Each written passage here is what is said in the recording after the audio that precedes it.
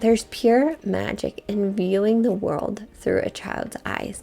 And whether you have children or not, or whether you even want children, is irrelevant to this conversation, because every single one of us, like I said, has that inner child within us. Each one of us was a child at one point, and we still have that energy within us, and we can channel it whenever or however we want, and it will serve us in the pursuit of living our most aligning life. Welcome to Alignment Adventures. This is a podcast where we explore what it means to live a fulfilling, aligning, and present life. I'm your host, Lindsay Tanner, and I am so grateful that you are here.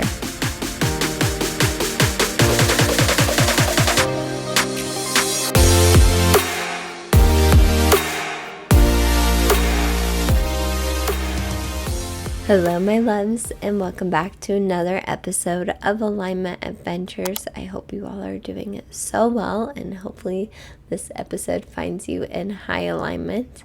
If you missed last week's episode, make sure you go back and listen, because I shared a pretty huge life update. And the next month, we will be packing up our home here in Phoenix and going back to the Midwest for a little bit before we head out on our RV adventure. And yes, we are quitting our jobs and just lots of exciting things coming up. So we are in the midst of all of that, just trying to get all of our ducks in a row, trying to pack up, trying to leverage time where Arlo is at daycare or when he's napping to get things ready and to finish our work and wrap up things at work. And just a lot of moving pieces, but it's also a really exciting time.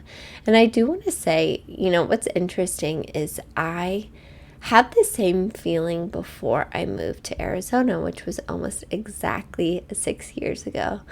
I remember at that time, I kept getting this weird feeling directly behind my belly button, almost exactly where your solar plexus is, which I keep meaning to look up the significance of that. If I'm not mistaken, your solar plexus has to do with your creativity. Actually, you know what? I went ahead and just looked it up. It is the energy center that governs your ability to be confident, assertive, and make decisions from a place of inner wisdom. Well, that is interesting, because both the time when I moved here from Illinois to Arizona on my own, and now when we're making another big life decision, it's one of those decisions that I am making from my internal guidance. And it does take a lot of confidence and assertiveness to make a massive shift like this. So it kind of makes sense that I'm feeling some sensations in that area of my body, because I may have some blocks there, some residual things going on in there. Definitely something to explore. And again, I just love playing around with the idea that certain ailments or discomforts or illnesses or whatever that we have are connected to energetic things that are going on in our reality. I truly believe that. That is my belief that I have chosen, and it serves me, and it just kind of gives me a new way to look at the way that my body is communicating with me, because our bodies are so intelligent and they are communicating with us all the time. So that's also something I want to do on my YouTube channel, is do some yoga flows centered around the different chakras. So maybe that will happen in the next year or so. We'll see. Right now I'm still focused on making yoga flows for the different zodiac seasons, and that's been so fun. But I just like to play around with all the things, and I just let what excites me and what feels fun guide me always. So that's a perfect lead into what I want to talk about today. And this is something I've been having so much fun with, and that is just truly letting my inner child out, and letting her take the driver's seat, and letting her choose what we watch or listen to or what we do with our time. And it has been so fun. I was I know I have to do a whole episode on this, because I truly think this is powerful work. Now, we've talked about inner child healing on here before. I think the first time we mentioned it was with my first guest, Demi. Hard to believe she was my first guest, and I do want to have her on here one more time before we leave Phoenix, so hopefully that manifests itself. And we've just talked about inner child stuff a lot on here, because as we know, We can pick up things through childhood that will stick with us, either negative or positive. And those years are just very important for forming our subconscious. And what I believe and what has served me is that our inner child, he or she, still lives within us. Like there is still that little girl or that little boy within you that just wants to go play, just wants to go outside and play or do things that are fun just because they're fun. And I've just really been playing around with this idea and allowing myself to do things that I loved as a child, whether it's the music I'm listening to or the movies I'm watching or the activities I'm doing. And it has just been such a transformative experience. It sounds silly, but it really, really has. And what I believe is that the biggest source of our curiosity and our play and our joy comes from our inner child. So when we're able to tune into that energy more, it really kind of branches out into all areas of our life. And if you're wanting to incorporate more fun and joy and curiosity and openness, and just like think of a child, right? Like they are so pure. That's what I say all the time. Like not in a like, I associate that word with religious aspects, and that's not what I mean. Like they're just so unconditioned to the things that we worry about in our day-to-day, right? Like they don't worry about like, does this person like me, or what am I going to do in the future? Like they are so naturally present, and they're so good at just having fun and being curious. Even Arlo, I mean, he's only 9 months old or 9.5 months old, and he is so curious about the world around him. It truly is such a joy just like seeing the world through his eyes. I know people say that all the time, but they say it for a reason. Like there's a reason people are so enamored by the way that children see the world, because there's pure magic in viewing the world through a child's eyes. And whether you have children or not, or whether you even want children, is irrelevant to this conversation, because every single one of us, like I said, has that inner child within us. Each one of us was a child at one point, and we still have that energy within us, and we can channel it whenever or however we want, and it will serve us in the pursuit of living our most aligning life. Now, what I thought would be interesting is to just kind of share with you guys some things that I have been incorporating in my life that little Lindsay loved doing or loved consuming, or just aspects of myself as a child that still exist, and I think we just forget they exist, and acknowledging them now can not only feel good, but also be cathartic on a certain level. So hopefully me sharing these things either helps jog your memory in things that you enjoyed as a child, or gives you some ideas. And we'll also talk about some ways that you can connect with your inner child. But I'm serious when I say I think this work can not only be just fun and enjoyable, but also healing, especially if you've had, which I think all people do to a degree, had some things that were not pleasant or perceived as negative or traumatic as a child. Connecting with that pure, innocent, just like loving part of you that loved life, I think can be really, really healing. So let's talk about how Lindsay is connecting with her inner child. So one of the first things that I've realized, and it really connects to now, and it really like helps make a lot of things just make sense, and it kind of gives me a new lens on how I look at myself, is since I was little, I've always been what I call a dabbler. And what I mean by that is I love to quote unquote dabble in all the things. Like I seriously tried everything as a child, from different sports to this thing called literary, where we would like put on plays, to helping backstage with plays in high school, to playing the drums, playing the piano. Like I just feel like I tried a little bit of everything as a child, and I loved it. And I still feel like I'm that way. Like I'm really into one thing, and then I'm into another thing, and then I'm into another thing. And I can tend to judge myself by feeling like I'm just kind of all over the place, but I saw something the other day that said people are multi-passionate, and I really resonate with that word. Like, I'm just passionate about a lot of different things, and sometimes that changes with the seasons, and I'm like, I've always been that way. So it just was really interesting to think about that. And I know I've discussed this before, but let's bring back the idea of doing things just for joy.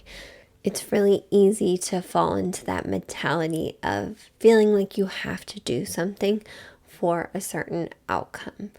But I think our soul really loves it when we do things just because they're fun, or just because we find joy in them, and for no other reason. So I beg you to do that, just that one thing for your inner child. Start doing things just because they're fun and for no other reason. And if you think about it, a child goes outside and plays with their friends just because they want to, not because they need to earn money or they need to network or make connections or whatever it may be. They just go and play with their friends because that's what feels the most fun in that moment. So I feel like this is a thing I say on the podcast all the time, whether I'm talking about your inner child or not. But what feels the most fun in this moment? Go and do that thing. Be curious with it and see what happens. See what unfolds in your life. And like I said, now I still just love trying new things, and I love going on new adventures. Hence why we're going on this new adventure, which also connects to the fact that I used to love watching RV shows. And one of my favorite shows growing up was the Wild Thornberrys, which I feel like we are living out the Wild Thornberrys now. I mean, we're not like wildlife documentary people like Nigel Thornberry was, but we're living in a Humvee like they did. And I mean, I'd love to be able to talk to animals. We'll see. But it's just so funny how things pan out. And my inner child is loving that we are going to be living like the Wild Thornberrys. Another thing that I did recently, and I don't even know how I found this. I must have just been scrolling on social media, which I'm trying to be super mindful and intentional about still. It's so easy to slip back into those ways. I just re-listened to what I learned from my social media detox episode, and I was like, yes, this is why I need to be intentional with social media, and I still need those reminders. But I saw on social media, I follow Lance Bass from NSYNC. If you're from my generation, or if you had daughters in my generation, or maybe you're not even in this generation, you may or may not have heard of NSYNC. I mean, I'm sure most of you listening have heard of NSYNC, but he was one of the members of that band. And as a little girl, I was just obsessed. I loved NSYNC. I feel like that was one of the first things I was truly obsessed with. I've always had a little bit of an obsessive personality. Like I said, when I'm into something, I'm into it all the way. And that's one of the first things I truly remember being all about. So you better believe I had all the posters on my wall, especially of JC Chasez. He was my favorite. Even before, now, of course, I listen to Justin Timberlake because he's still making music, but back in the day, JC was my favorite. And anyways, I was following Lance Bass on social media, didn't even realize he has a podcast. And one of his first episodes back in January was with JC Chasez. So when I saw that, I just squealed like a little girl, was so excited to listen to it. And guys, it was so fun to listen to, even just hearing JC's voice, because he's really not present anymore, at least in terms of what it is to be present in 2023, on social media.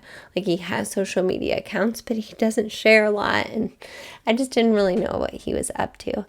And it was so interesting hearing him talk now. I loved him back in the day. He was my favorite, probably because I thought he was the cutest, and I think he has the best voice in NSYNC. Maybe that's a controversial thing to say, but he has such a beautiful voice.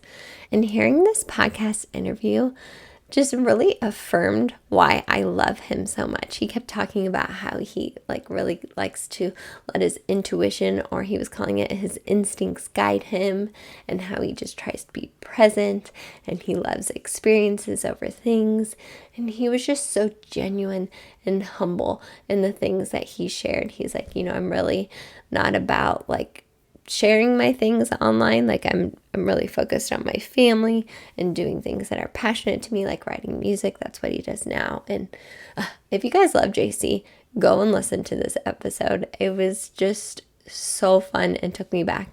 And of course, my inner child was screaming. Like she was fangirling out, like screaming inside, and just so happy to be listening to JC and Lance have this conversation. So that's been really fun to listen to that. I hope he comes back on there because, again, he's just like kind of a quiet person now, which is not the norm for people in like the limelight, right? Or people who live that lifestyle. Usually most of the time they love that kind of attention and they want to be like more seen in the public eye, and he does it, and it's just really refreshing. You know what's funny is I posted that I was listening to that on my stories, and my friend replied and she's like, oh my gosh, I thought that you had these two on your podcast when I first saw this. Like I thought that's what you were saying. And I was like, man, that is my new thing that I'm manifesting.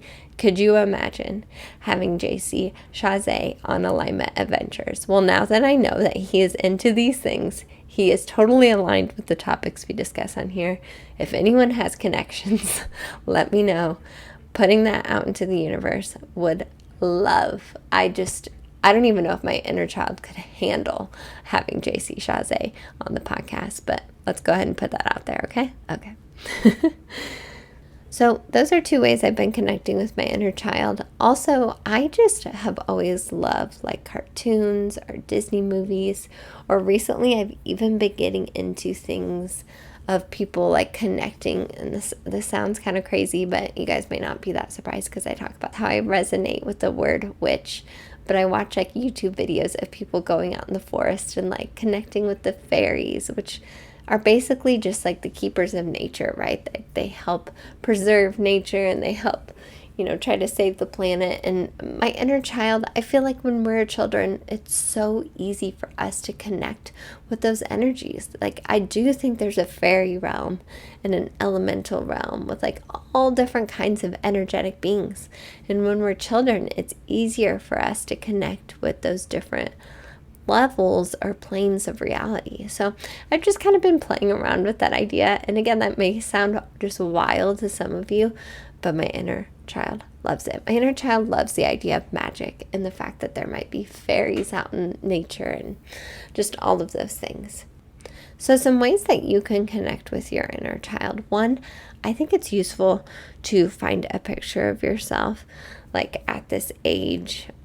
For some reason, to me, around the age of 7 to 9, or maybe even a little bit younger, resonates with me. But like finding a picture of yourself then and like putting it on your phone, or just like looking at it, just like reflecting on that picture, trying to connect with yourself then. Like pictures are really powerful, or even framing that picture somewhere so you never forget to like embody that energy. And also think of what that little person, your inner child would think of you now.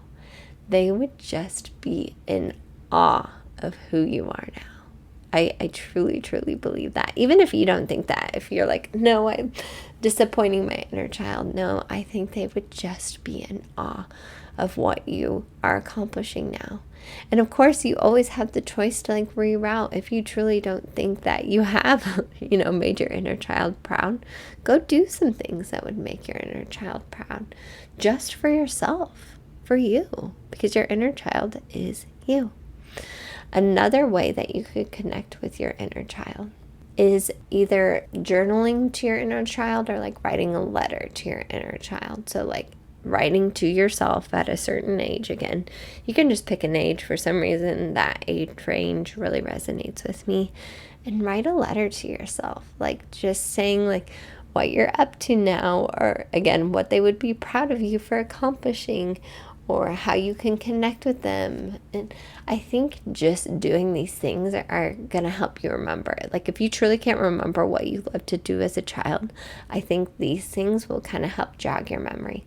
And of course, you can always talk to your parents or your family members, or if you're lucky enough to have like home videos. I love watching home videos. Watch those and just connect with that inner child, because like I said, she or he is still inside of you. He or she is still a part of you, and they are begging to come out and play. Like they just want to play. And when you let your inner child come out, it really is so magical, so fun, and so healing. And another thing I want to say, when you're in the energy of pure joy and pure fun, you are a magnet for the things you desire. Like, you are just attracting all of the things because you're having so much fun. So I don't feel like that's the reason to go and do these things. Just go and do them because they make your inner child happy. But by default, or a side effect of that, is you are going to be a super attractor to all the things you are desiring in your life. And it's just raising your vibration. Like Abraham Hicks says, if you listened to that episode a few weeks back, your job is to just put the things out there that you want, like launch those rockets of desire, and then stay in a high vibration state. How can you stay in a high vibration state? By channeling your inner child and just letting them out and making them happy and just reconnecting with that part of yourself. So I hope this episode was useful. I really feel passionate about this. This just feels so fun for me right now.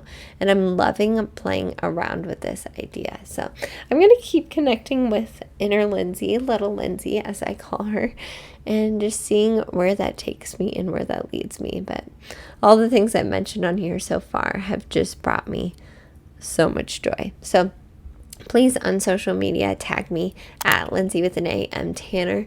Share with me what your inner child is loving, or if you're playing around with this idea. I would love to hear how this is going for you or how this is helping you. And I think that part of us is going to be with us forever until we leave this physical plane, and maybe even after that. Our inner child is always with us. So just don't forget about her or him. She's still in there. I say she because most of you are females listening, but I know I have a few males too. He or she is still in there. So just don't forget about them, okay? So sending you and your inner child so much love. Please share this episode with anyone that you think needs to hear this message. Please leave a review for the podcast if you have not yet. That just helps the podcast so much, and I so appreciate it. Anytime you guys leave a review or share it with someone, I'm just sending you a big, virtual or energetic hug, and I hope you can feel that because I'm so appreciative when you do that. And I'm just sending you all the highest vibes. So much love. And of course, I will see you next week on Alignment Adventures.